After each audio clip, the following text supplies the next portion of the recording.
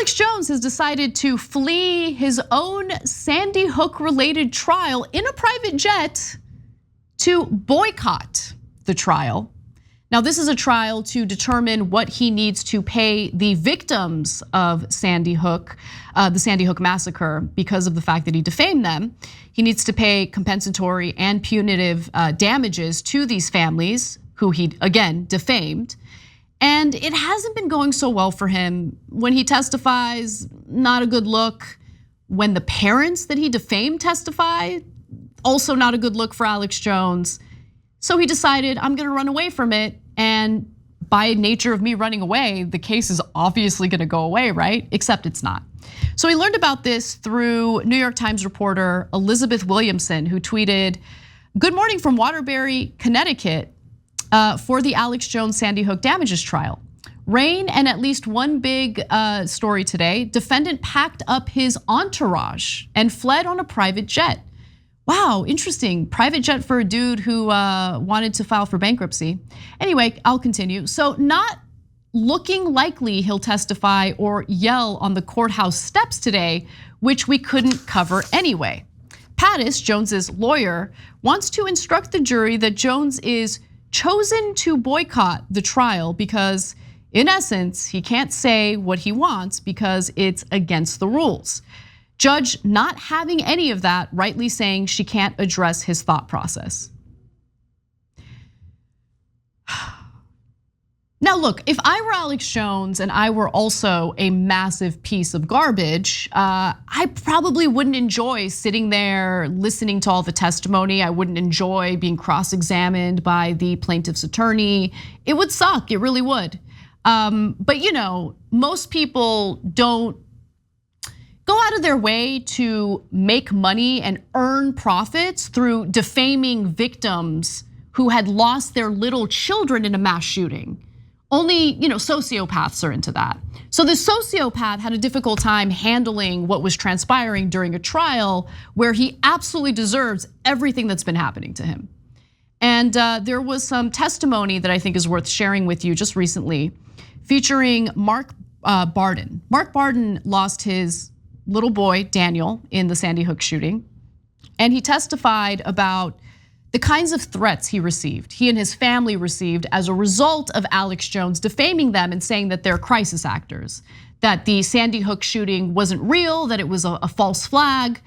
Again, imagine having a child who dies as a result of a terrible, tragic mass shooting. That's bad enough. But rather than receive sympathy, you receive an unending wave of harassment and death threats toward you and your family. And that's what he's been dealing with. And some of the threats had to do with his son's grave, literal grave. And he testifies about that in the next video. Our little Natalie had learned of one of the letters that came to our mailbox that said they were going to dig up Daniel's grave. And to hear that people were desecrating it and urinating on it and threatening to dig it up.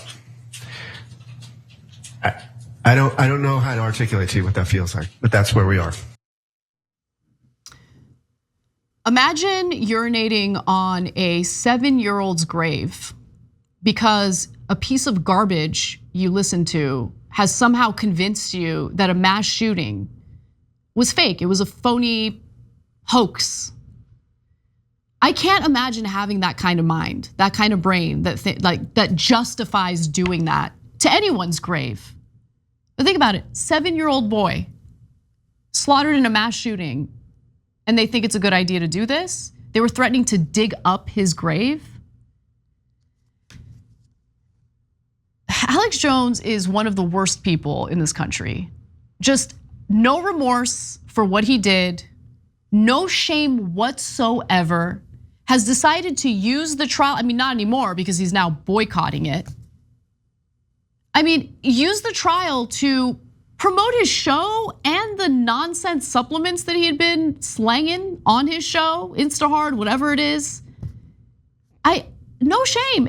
I can't imagine being so disconnected from reality and so sociopathic that the only thing that matters to you is just making more money off of other people's tragedies and off of defaming other people, off of defaming victims, defaming parents who lost their children in a mass shooting. I can't imagine that, but he exists. This is who he is. And he's got a massive audience that loves him, that latches onto every word, who think he's some sort of patriot. Really? Patriots go around terrorizing fellow Americans after they've lost their children in a mass shooting? That's what they do?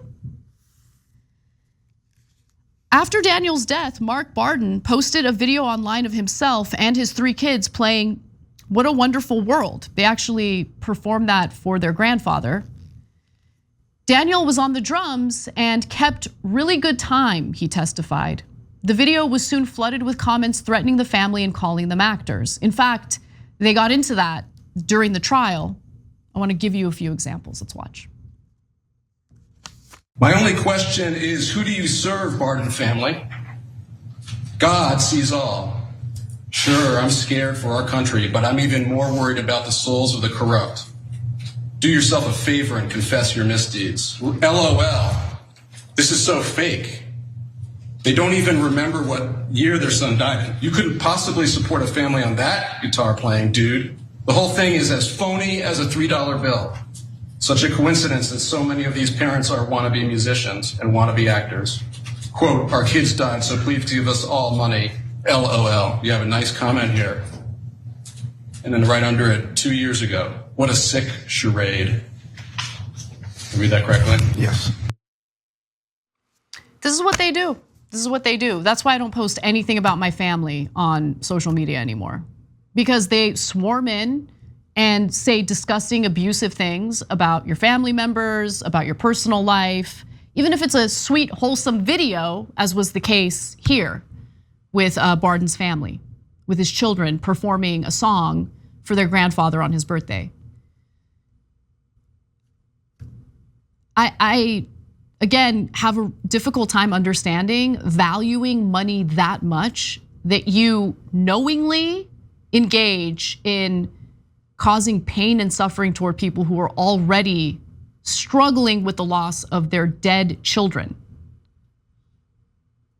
And that's who Alex Jones is. He doesn't care. Again, no remorse. And I'm curious what happens. I mean, ordinary people don't get to just boycott their trial.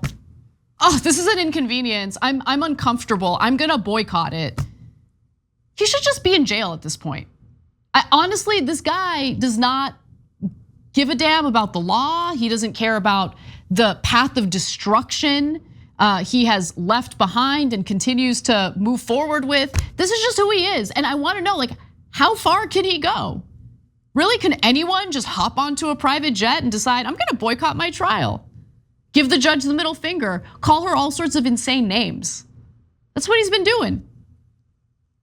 He's not supposed to talk about the court proceedings. He does it all the time. He breaks every rule. And so far, the only consequence I've seen is the default ruling on defamation because he refused to cooperate with the trial. But at some point, if he's gonna keep communicating to everyone that he thinks he's above the law, shouldn't someone let him know that he isn't above the law? Or is it just gonna keep going on this way? He's just so gross. And I will never, ever backtrack or reverse what I said about him getting banned on various platforms. Free speech is important. Inciting violence toward victims of a mass shooting, not protected speech under any circumstance, even in our Constitution. So cry me a goddamn river about how he's not on Twitter anymore. Don't care.